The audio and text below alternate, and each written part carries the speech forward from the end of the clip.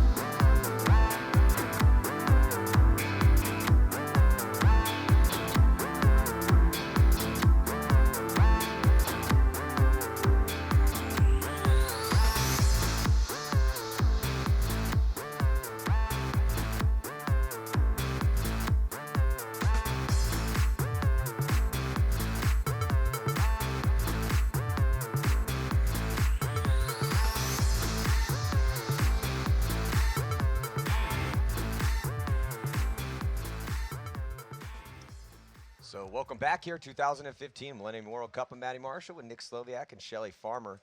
So we are heading on through this competition. Just 2 games remain. And Shelly, big one here in the SPL.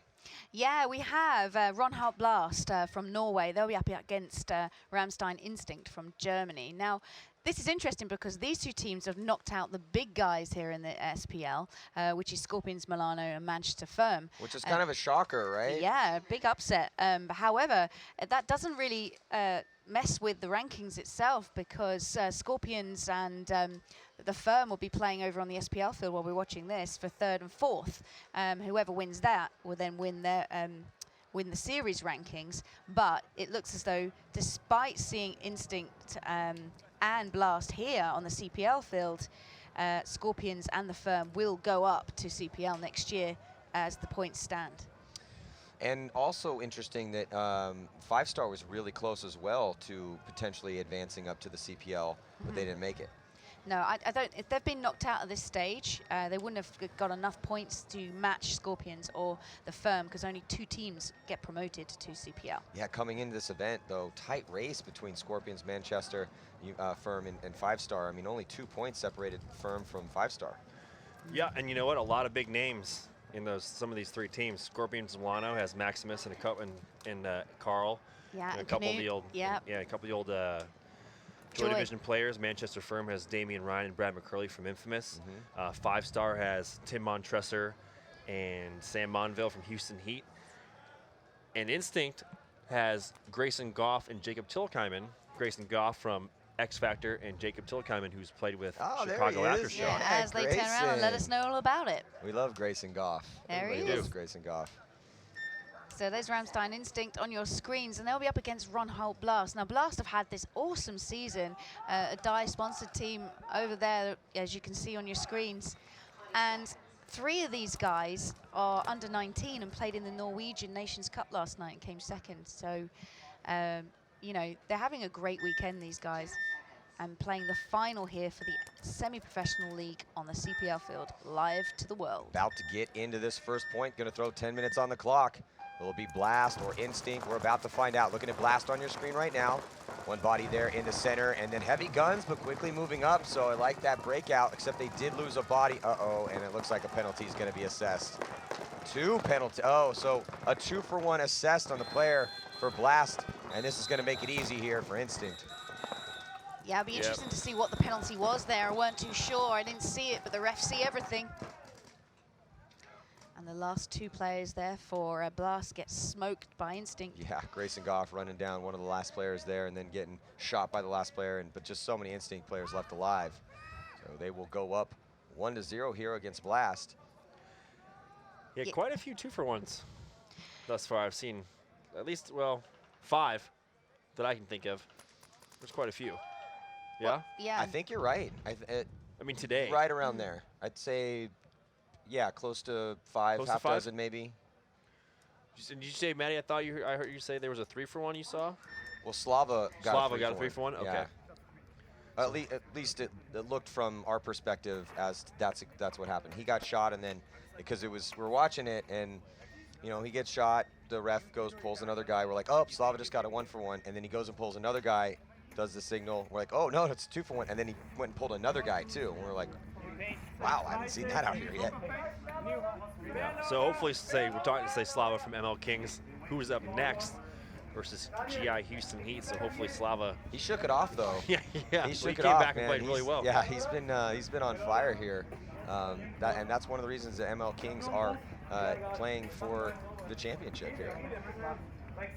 Kyle Spick, obviously, the story I feel for ML Kings, just the way he's been able to diversify, you know, his skill set is very impressive, because that's kind of rare to have that missile of a front guy and I was talking to Kyle about it. I'm like, hey man, you're playing pretty well this event. You're really like stepping your game up as far as playing the 2 is concerned, because, you know, a couple tournaments ago when you were trying to play the back, you're absolutely terrible. And he laughed and he's like, yeah, you're right. I was absolutely terrible, and I've been trying to work on that. So, hey, but that's pretty quick. I mean, it wasn't very long we're talking about here. Yeah, you know, and they did decently well in London, but they did switch up. They'd say now they have Kyle and Dalton playing together.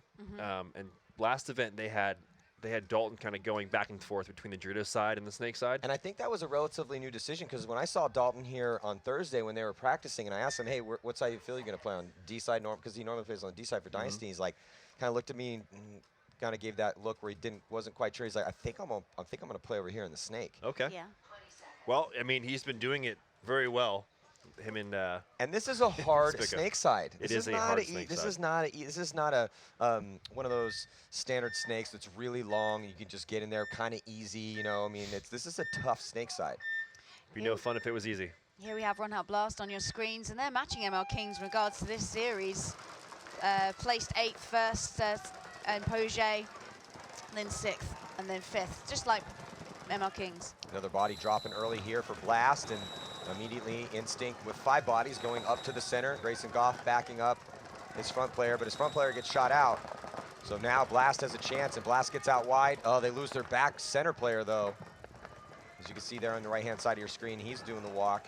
8 minutes and 40 seconds to just kind of get rolling here in this race to 4 points. And then sliding into the snake for Instinct. But Instinct losing their whole D side, and then Grayson gets shot too, so it's just one player left alive in the snake. This is gonna hurt. Yeah, that was an interesting. I don't know that.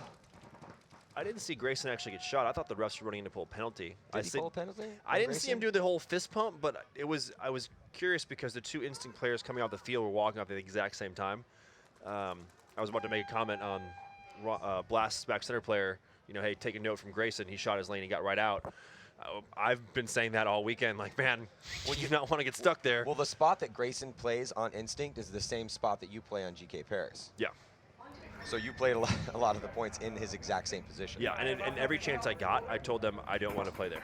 I'll step out and shoot back up the middle or try and shoot my lane and kind of ghost through the center to use the end to block stuff out. But I want to get out to that first Aztec or be the first guy on the snake or even the Dorito side. I didn't get to get on the Dorito side at all. But so wait, did you just say you wanted to be the one on the snake side? Absolutely. You're dead serious right now. Yeah. All right. I asked to go to the snake on the break, and then they sat me. They're like, no, we're gonna have you sit this point. We're gonna try something special. And I was like, everyone else did it earlier. It's like Rainey, right? Hey, Rainey said he had one in the tank for the snake. I was like, I'm running shooting the snake. That would have, if you had made it, we would have been singing your praises. I got the kibosh put on me. Yeah. But yeah, you know, I've been playing that back center, that position that Grayson's in. And Grayson's a smart dude. Right, he studies these layouts. He communicates with his teammates. You know, he shoots his shots and he gets out of there. And that's one thing, you know, as we've seen these lower division teams play, some of those guys have been stuck back there. You watch the pro teams, the CPL teams play. Those guys shoot their shots. Sergey, good case in point. There you got Grayson on your screen. You know, they shoot their shots and they go. Right. Yeah. I can remember one of the Russian documentaries, the Russian Legion teams, and I can remember them coming out to Badlands when I was on Aftershock, and them timing themselves, right? And they said it's about, for the top pro players, about 1.5 seconds to get from the back center to the corner, right? So they did the math, and I was like, again, me and math don't mix, okay? But, you know, if you hit the horn, this horn goes off, and you shoot a paintball that's traveling, you know, 290 feet per second, how long does it take for that paintball to get from your gun to that corner?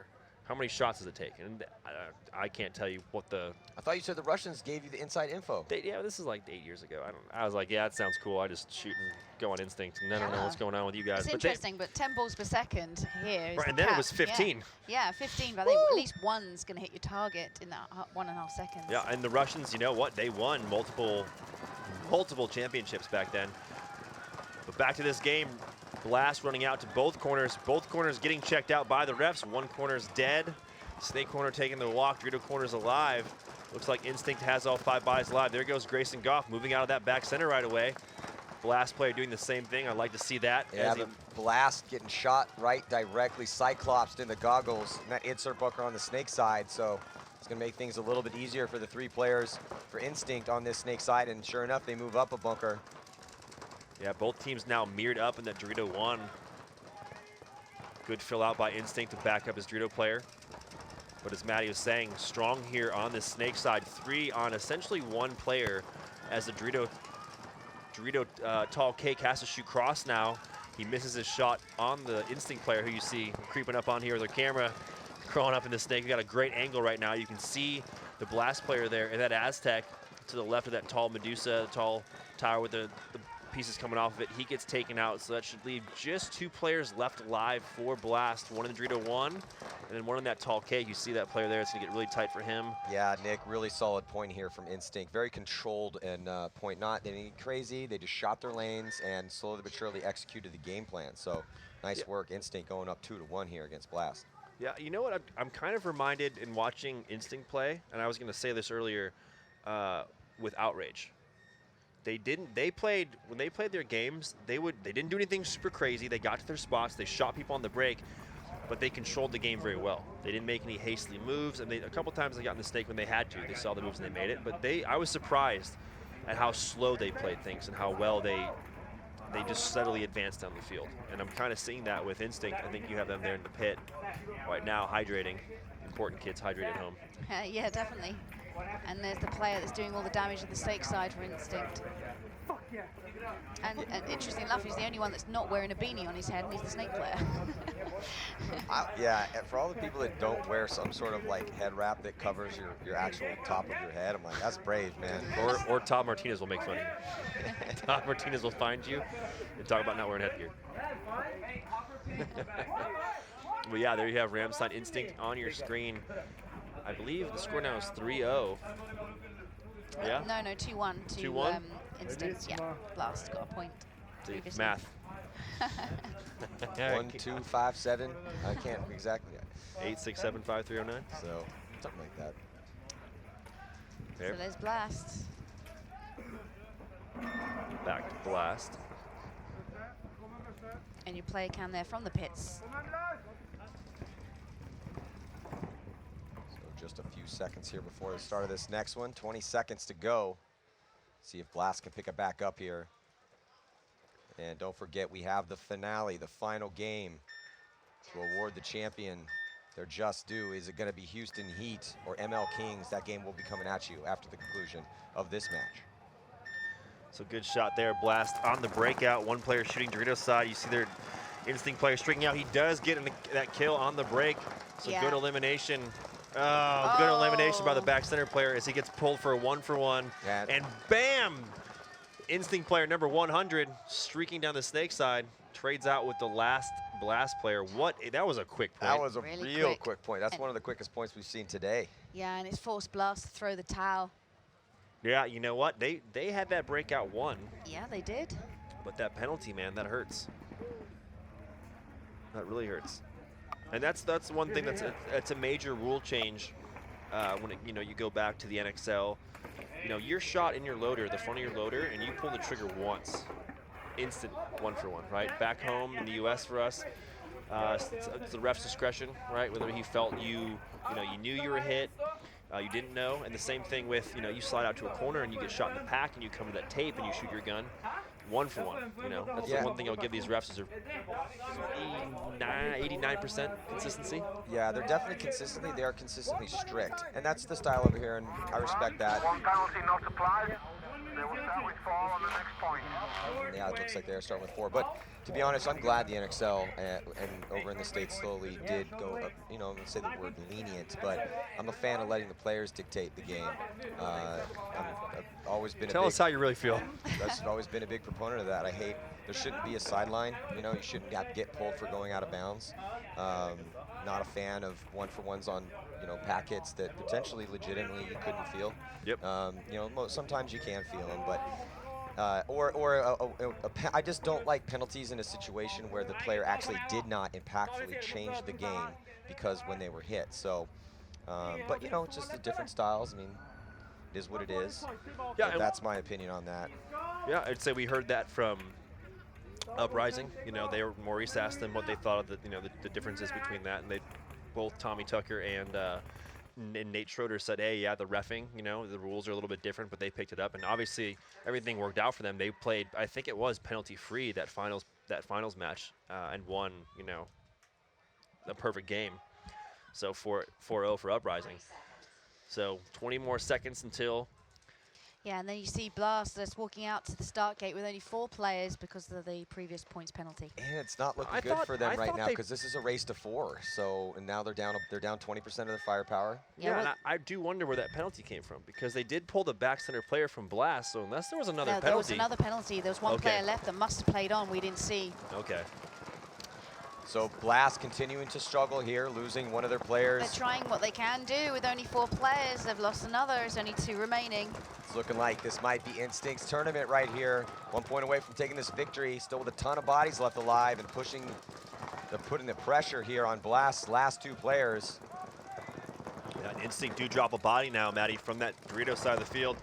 Instinct snake player trudging his way into the snake. Yeah, gets into the He's snake. looking a little tired. And I think either Grayson or the other Instinct player got the shot on the corner guy out here for Blast. Yeah, so now only 1 Blast player remaining. It's a 4-on-1. Grayson Goff, hearing people yell, look for him to go ahead and close this game out. You're going to see this player on Blast probably get bunkered out by Grayson. Here comes that move as Grayson trades out with the last Blast player, giving Ramstein Instinct the match. The match. And the championship. Congratulations As they to say, Ramstein point Instinct. game Yeah. match and World Cup champions Ramstein Instinct And here it for Chantilly. wasn't really ever close, Shelley, to be honest. I mean, Instinct pretty much dominated from, from the opening horn. We've seen a few of those games now. Yes, we have. There's been some close matches today. This morning was pretty close. I mean, other than the Impact Tauntauns game. But even that game was pretty dramatic. But right now, yeah, I've seen a couple blowouts here. That's really nice for Instinct, because they're currently ranked 7th at the moment, and they came 7th in Puget, 10th in Bitburg, and then 3rd. They got their first podium in Basildon, and now 1st. So they're gradually getting better. Yeah, and wasn't it 2 or 3 years ago they were a CPL Yes, team? that's right. They Instinct were a CPL team, then retired, then we haven't seen them for a season, and then they've come back as an SPL team. Yeah, because they've been around for a decent amount of time. Yeah. Yeah, it was always It's an older team. the rivalries in Germany was between Syndicate and Instinct. Yes. And looks like they're on their way back. Yeah, so giving each other some congratulatory hugs and some high fives, and when you win, you get to celebrate. So nice work, Instinct. Looking real good. But still, that doesn't change anything as far as who's moving on, though, right? That's totally right, Matty. It's Scorpions Milano and Manchester Firm that get promoted to the CPL from SPL. But we still don't know who's actually the SPL champion yet, because they're playing each other for that actually right now, right? They're playing Correct. each other for that now for 3rd and 4th. Yes. Yeah. But the winner of that game will be the overall series rankings yes. champion. Yeah. Yeah, so hopefully, folks, we'll find that information out for you and let you know if it is, in fact, Scorpions Milano or Manchester Firm who takes the series. So also don't forget, the most important game of the entire tournament is coming at you next. ML King's going to be taking on Houston Heat. Nick, what do you think about that matchup? You know, the story for that matchup is, I think you look back at the past history. You know, the only team to beat Houston Heat this tournament is ML Kings, and last event, ML Kings beat Houston Heat. So will that affect Houston Heat? Is ML Kings in their head? You know, Kyle Spica, Slava, the whole ML Kings crew. Dalton have been playing very well. You know, they knocked out their counterparts in Oliver Lang and Ryan Greenspan. On the other side of things, you got Houston Heat, who's been in this situation before. There you have them on their screen in the pit going over some game plans, and to get that Chan in. They've been in this situation before, and they have veterans on the team who have won multiple tournaments and championships.